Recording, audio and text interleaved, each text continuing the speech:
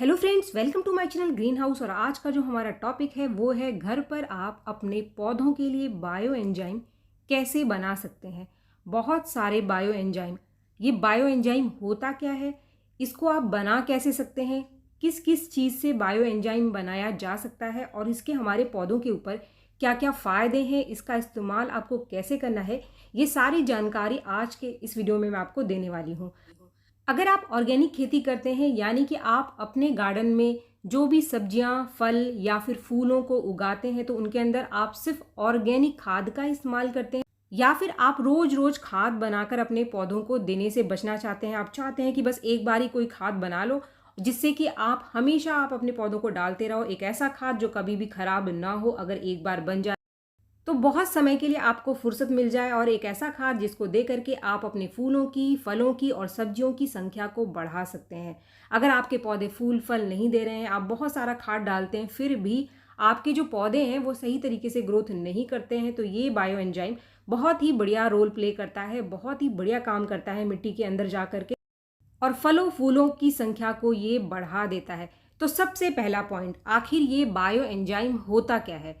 Friends, bio enzyme एक liquid fertiliser है, organic compost आप इसको कह सकते हैं, ऑर्गेनिक लिक्विड कंपोस्ट आप इसको कह सकते हैं। इसको बहुत ही आसानी से आप घर पर बना सकते हैं। बायो एंजाइम यानी एक ऐसा लिक्विड फर्टिलाइजर जो कि मिट्टी के अंदर जा करके मिट्टी के अंदर उसकी फर्टिलिटी को बढ़ा देता है। ये एक ऐसा ऑर्गेनिक लिक्विड कंपोस्ट है या फिर ऑर्गेनिक लिक्विड फर्टिलाइज़र है जो कि आपके घर में निकलने वाले जितने भी वेस्ट फलों के और सब्जियों के छिलके हैं उनसे आप इस लिक्विड फर्टिलाइज़र को बना सकते हैं। इसके बाद दूसरा पॉइंट, इस बायो एंजाइम का फ़ायदा क्या है। हम बहुत सारा खाद अपने पौधों को देते हैं, लेकिन कभी कभी होता क्या है कि जो खाद है वो मिट्टी के अंदर ऐसे ही पड़ा रहता है, अच्छे से डिकम्पोज नहीं होता है। तो ये जो बायो एंजाइम है ये कमाल का काम करता है। जैसे ही आप इसको डालोगे तो ये मिट्टी की फर्टिलिटी को बढ़ा देता है, जो बड़े मॉलिक्यूल्स हैं उनको तोड़ देता है। यानी कि बहुत सारे ऐसे खाद होते हैं जो मिट्टी में डालने के बाद बहुत टाइम लगाते हैं अच्छे से एब्जॉर्ब होने के लिए, जड़ें अच्छे से उनको सोख नहीं पाती हैं। तो जड़ों को सोखने के लिए, खाद को आसान बनाने का काम है बायो एंजाइम का।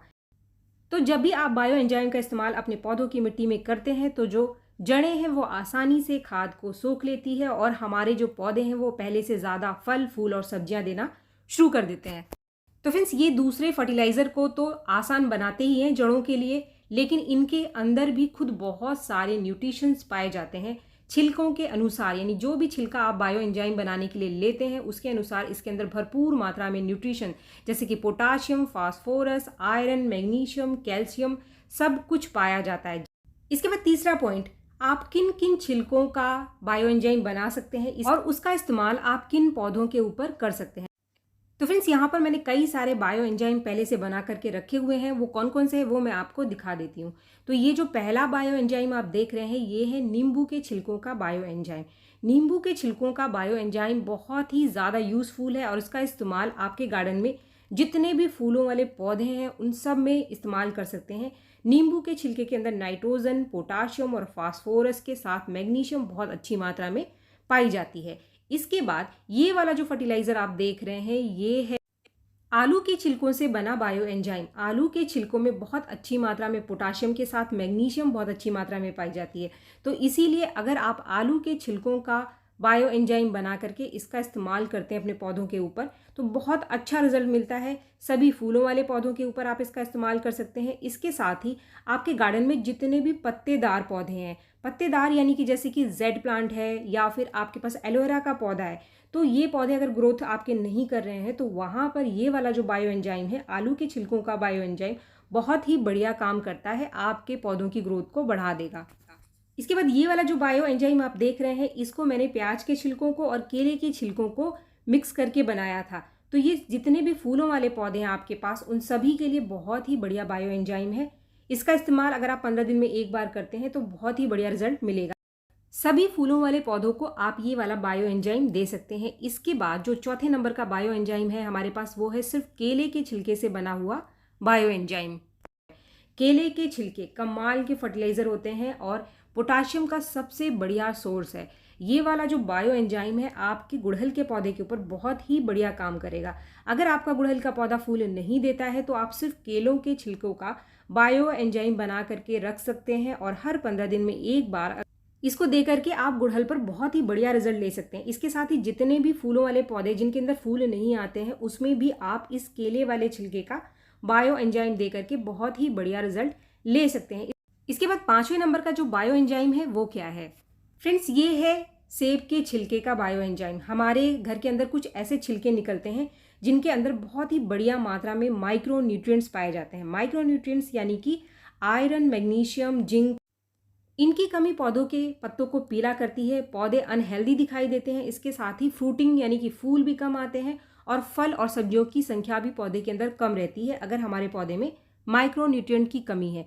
तो इसकी कमी को पूरा करने के लिए हमारे घर के किचन में 2 छिलके हैं, जैसे कि सेब का छिलका या फिर अनार का छिलका। इन दोनों को आप एक साथ मिला करके बायो एंजाइम तैयार करके बहुत ही बढ़िया माइक्रो न्यूट्रिएंट आप अपने पौधे के लिए तैयार कर सकते हैं।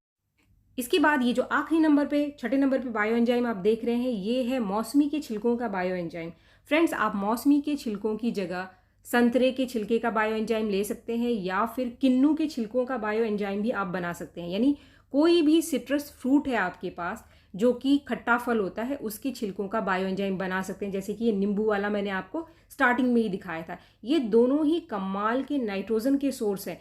इतने बढ़िया ये बायो एंजाइम है कि इसको देने से आपके पौधे के अंदर इसकी जो मिट्टी है पौधे की वो एसिडिक हो जाती है। इसके साथ ही नाइट्रोजन और फास्फोरस बहुत अच्छी मात्रा में मिलता है, पोटाशियम बहुत अच्छी मात्रा में मिलता है और मैग्नीशियम की मात्रा ये पौधों के अंदर बढ़ा देते हैं। तो फ्रेंड्स, ये जो 2 लिक्विड फर्टिलाइजर है, नींबू के छिलकों का या फिर मौसमी या फिर संतरे के छिलके का, इसका इस्तेमाल आपके गार्डन में जितने ऐसे पौधे हैं जो एसिड लविंग प्लांट है, जैसे कि गुलाब, मोगरा, पोटुलाका, मधुकामिनी, इन सभी पौधों के अंदर आप इस लिक्विड फर्टिलाइजर का इस्तेमाल करके बहुत ही बढ़िया फ्लावरिंग ले सकते हैं। इसके बाद जो चौथा पॉइंट है वो है कि इसका इस्तेमाल आपको अपने पौधों के ऊपर करना कैसे है।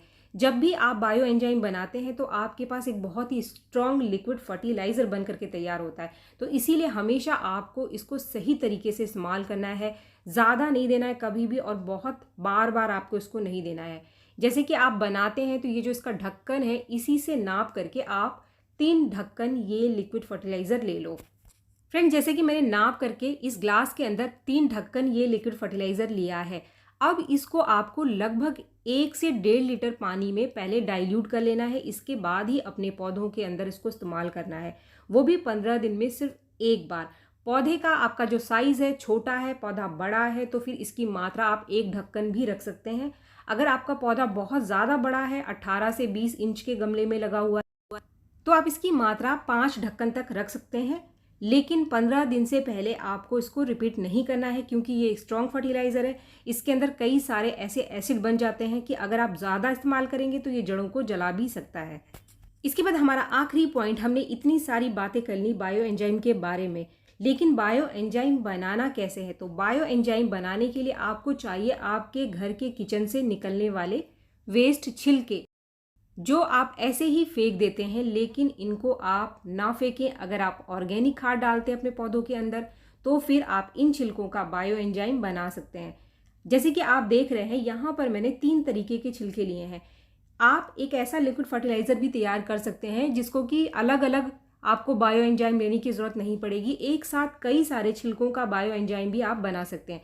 तो यहाँ पर मैंने 3 छिलके लिए हैं, केले का छिलका, नींबू का छिलका और प्याज का छिलका। इसके साथ ही मैंने लिया है 2 चम्मच ये चाय की पत्ती। ये फ्रेश चाय की पत्ती है जिसको मैंने अभी उबाली नहीं है। तो अगर आप इन छिलकों को, जो कि इस वीडियो में मैं आपको दिखा रही हूँ, ये 3 छिलके और ये 2 चम्मच चाय की पत्ती को मिलाकर बायो एंजाइम बनाते हैं, तो आपके पास एक ऐसा बायो एंजाइम तैयार होगा जिसके अंदर सारे ही न्यूट्रिशंस पौधे को मिल जाएंगे। इसके बाद आपको लेना है एक कोल्ड ड्रिंक की खाली बॉटल। इसके ढक्कन पे मैंने छेद बना दिया है। ये छेद मैंने क्यों बनाया है, जब आप बायो एंजाइम बनाएंगे और इसको ढक करके रख देंगे टाइटली, तो कार्बन डाइऑक्साइड इसके पानी के अंदर बनता है। जब आपका लिक्विड फर्मेंट होगा, फर्मेंट होने से ही हमारे पास बायो एंजाइम बन करके तैयार होता है। कार्बन डाइऑक्साइड को निकलने के लिए एक छोटा सा रास्ता चाहिए, तो इसीलिए ये छेद मैंने इसके अंदर बनाया है। आप भी ये छेद ज़रूर अपने बॉटल के अंदर बना लेंगे अगर आप बायो एंजाइम बना रहे हैं। अब ये एक एक करके जितने भी छिलके हैं सबको आप इस बॉटल के अंदर भर लें। फ्रेंड्स, छिलकों के साथ जो 2 चम्मच मैंने चाय की पत्ती ली थी उसको भी मैं इसी बॉटल में छिलकों के साथ भर दूंगी। तो फ्रेंड्स, यहाँ पर मैंने छिलके और चाय की पत्ती सारे के सारे बॉटल के अंदर भर दिया। अब यहाँ पर एक ऐसी चीज़ हम लेंगे जो कि जो छिलके हमने लिए हैं उनको फर्मेंट होने के लिए बहुत ज़रूरी है, यानी फर्मेंटेशन के प्रोसेस के लिए ये चीज़ बहुत ज़रूरी है। ये है 1 चम्मच कुटा हुआ गुड़, यानी जगेरी भी आप इसको कहते हैं। इसको पहले जो गुड़ है उसको कूट करके थोड़ा पतला पतला पाउडर सा बना लो आप, ताकि आसानी से पानी के अंदर ये घुल जाएगा। अब इसको भी मैं इसी बॉटल के अंदर भर लूँगी जिसके अंदर मैंने छिलके और चाय की पत्ती भर लिया है। तो फ्रेंड्स, यहाँ पर मैंने सारी चीज़ें, जो मैंने छिलके लिए थे, जो मैंने चाय की पत्ती ली थी और मैंने 1 चम्मच गुड़ लिया था, उन सभी चीज़ों को भर लिया है। अब समय है इसके अंदर पानी डाल करके इस बॉटल को आप भर लेंगे। फ्रेंड्स, पानी से पूरे ही बॉटल को आपको भर लेना है, बस ऊपर से थोड़ा 1 इंच हिस्सा आपको खाली रखना है। ये 1 इंच हिस्सा आपको खाली इसलिए रखना है क्योंकि जो भी गैस इसके अंदर बनेगी उसको ऊपर स्टोर होने के लिए थोड़ी सी जगह चाहिए। अगर आप ये हिस्सा खाली नहीं छोड़ेंगे तो जो आपका लिक्विड फर्टिलाइज़र है वो गैस के साथ बाहर निकलता रहेगा, तो इसीलिए ये जगह बहुत ज़रूरी है। अब ये जो ढक्कन है इससे हमको एकदम टाइटली बंद कर देना है, बहुत ही कस करके आप इसको बंद कर दीजिए, क्योंकि छेद हमने इसके अंदर पहले से ही बना दिया है, जिससे कि जो एक्स्ट्रा गैस बनेगी इसके अंदर वो बाहर निकलती रहेगी। फ्रेंड्स, इसके बाद ये जो सारा मैटर है इसको आप अच्छे से हिला लेना, ताकि जो भी गुड़ है, चाय पत्ती है, सारा पानी में मिक्स हो जाए। इसके बाद इसको आपको तेज़ धूप में रख देना है। तेज़ धूप में आप रखोगे, जितना ज़्यादा धूप इसको मिलेगा उतना ही तेज़ी से ये फर्मेंट होगा। अगर आपके एरिया में बारिश हो रही है तो बारिश में आपको बिल्कुल इसको नहीं रखना है, वरना एक्स्ट्रा पानी छेद के रास्ते इसके अंदर घुस जाएगा तो आपका ये जो बायो एंजाइम है बनने से पहले ही ख़राब हो जाएगा। आप जब भी बारिश हो तो इसको हटा दो, और जब तेज़ धूप हो तो इसको आप तेज़ धूप में रख दो। मुश्किल से 15 दिन लगेगा इस बायो एंजाइम को बनने में। आपको पता कैसे चलेगा कि आपका बायो एंजाइम बनना शुरू हो गया? जैसे ही ये फर्मेंट होना शुरू होगा तो इसके अंदर आपको कुछ बबल से उठते हुए दिखाई देंगे। आपको लगेगा कि कुछ बबल्स ऊपर जा रहे हैं, नीचे आ रहे हैं, और ऊपर से कुछ गैस आपको बनती हुई दिखाई देगी, कुछ बुलबुले आपको उठते हुए दिखाई देंगे, यानी कि कार्बन डाइऑक्साइड बनना शुरू हो गया है, आपका बायो एंजाइम बनना शुरू हो चुका है। जैसे ही आपके इस बायो एंजाइम के अंदर ये जो बुलबुले हैं वो शांत हो जाए एकदम, यानी बुलबुले उठने बिल्कुल बंद हो जाएं, इस पूरे प्रोसेस में तकरीबन 15 से 20 दिन का समय लगता है। अगर आपके बायो एंजाइम को अच्छी धूप मिल रही है तो ये प्रोसेस जल्दी हो जाता है। 15-20 दिन बाद जब बुलबुले उठने बंद हो जाए तो आपका बायो एंजाइम तैयार हो चुका है। इसका इस्तेमाल आप करो अपने पौधों में। सभी फूलों वाले पौधे, सभी सब्जियों के पौधे, सभी फलों के पौधों में आप इसका इस्तेमाल कर सकते हैं। 15 दिन में एक बार सही तरीके से इस्तेमाल करना है। उम्मीद है वीडियो आपको पसंद आया होगा। वीडियो अगर आपको पसंद आए तो एक लाइक ज़रूर करें, और मेरे चैनल को आपने अब तक सब्सक्राइब नहीं किया है तो मेरे चैनल को सब्सक्राइब भी ज़रूर कर लें। मिलते हैं मेरे नेक्स्ट वीडियो में, तब तक के लिए थैंक यू।